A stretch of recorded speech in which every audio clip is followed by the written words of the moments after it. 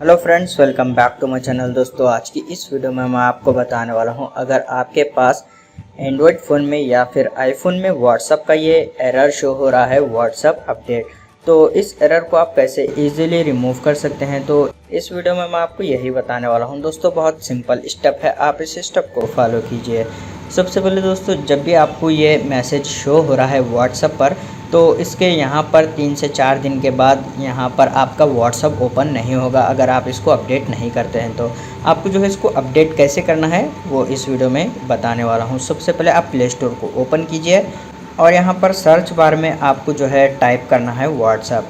फिर आप इसको क्लिक कर कर ओपन कीजिए। उसके बाद आपके पास यहाँ पर व्हाट्सएप अपडेट शो हो जाएगा, तो आप इसको क्लिक कर कर व्हाट्सएप को अपडेट कीजिए।